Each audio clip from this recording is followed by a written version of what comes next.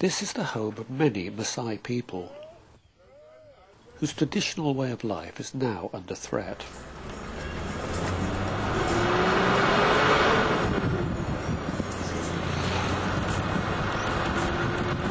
And here is a large compound occupied by a Chinese contractor, building the roads that will bring even more change to this area.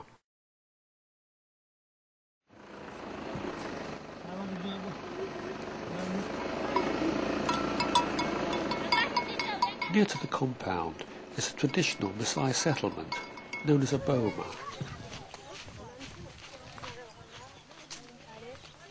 And this is the home of Martha and her family. Masai culture has a special way of dealing with land ownership.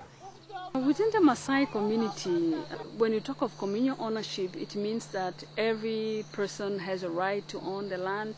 Therefore, we all own the land together. With no history of land records or titling, and increasing competition for land in places like this, too often it's the Masai communities that lose out. But Tanzania's Village Land Act may provide a lifeline.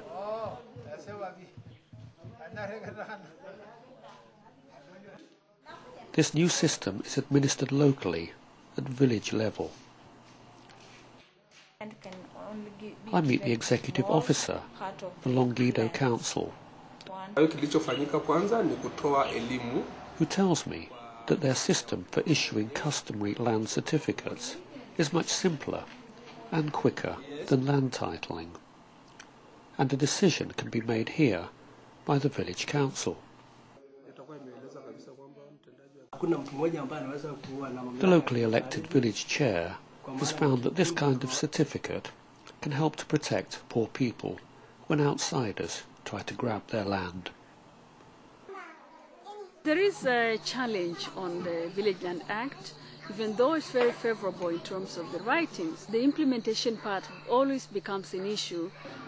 Since 2008, Mwedo has tried, together with partners such as the Highway Commission and GLTN, to find ways and means that the Village Land Act can actually work for the Maasai women.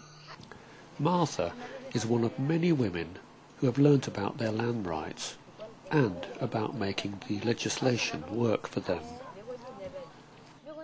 But the Land and Settlement Campaign of the Masai Women's Development Organisation provided more than training. We empower women economically and socially. Within the empowerment program, we realize that one of the empowerment for women will be specifically having them owning and accessing land as assets. Martha shows me the building that she and other women will use to run their own business.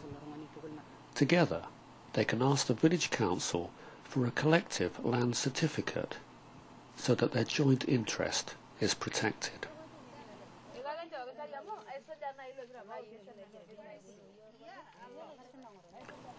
This kind of activity is supported by the Global Land Tool Network because it wants to make sure that the grassroots experiences can be scaled up so that local examples can make a global difference.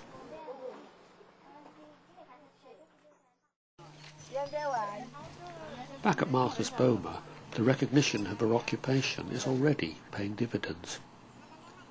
Because when the road building contractor wanted land to use, it had to recognise her interest. And instead of being easily displaced, Martha will now receive rent for 3 years.